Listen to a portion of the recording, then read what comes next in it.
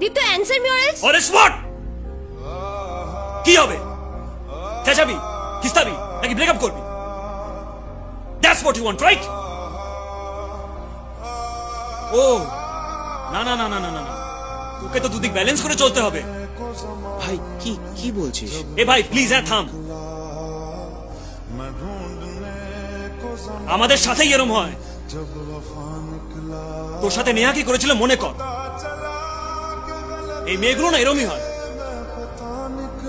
একটা ইনোসেন্ট চেহারা নিয়ে ঘুরে বেড়াবে আর আমাদের মতন একটা ইনোসেন্ট ছেলেকে টার্গেট করবে, ইউজ করবে, ফিলিংস দিয়ে খেলবে, বাট ছাড়বে না। একটা কোনায় জড়িয়ে ফেলে দেবে। এদিকে সুন্দর দেখতে একটা বড় লোক ছেলে তার সাথে ঘুরে বেড়াবে। দেখেছি তোকে আর তোর রূপমকে হাত করতে। আমি বুঝছি না ভাই, কি পেলি এটা করে? আমার থেকে লাভের লাভ তো কিছু পাচ্ছিলি না। মজা পাস নাকি? হ্যাঁ, তোরা নাচাবি, আমরা নাচবো, দেখবি, মজা নিবি, রাইট?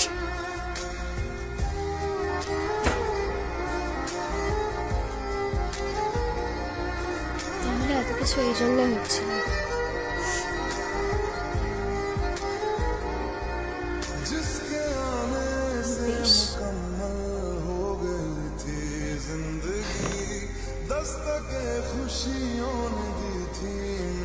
তখন আমি ক্লাস 5-এ পড়তাম,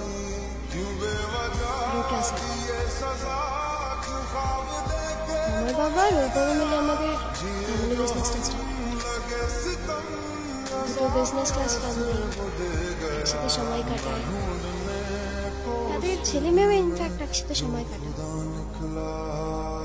তখন ওই একটা ব্যাপার হয় না যে দুটো ফ্যামিলি থেকে বলতে থাকে এদের দুজনের বিয়ে দেবো। আমিও শুনে নাচতাম,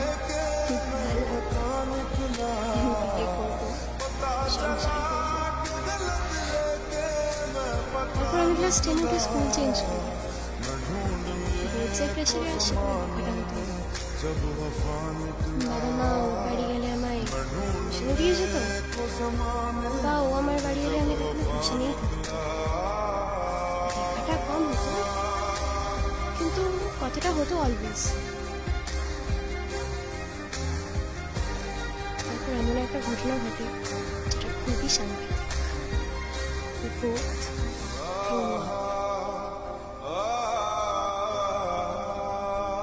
ওই বিয়ে করবো বলা ফিলিংটা না ছোটবেলা থেকে আর থাকে না সেই ফিলিংটা।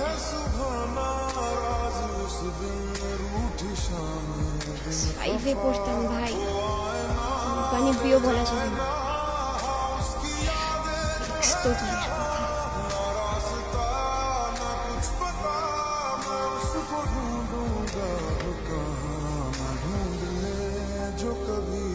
সামনের মাসে ওর এনগেজমেন্ট,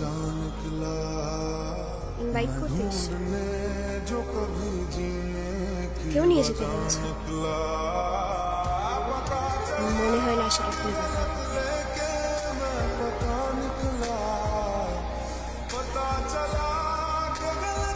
তুই এরম বলিস না,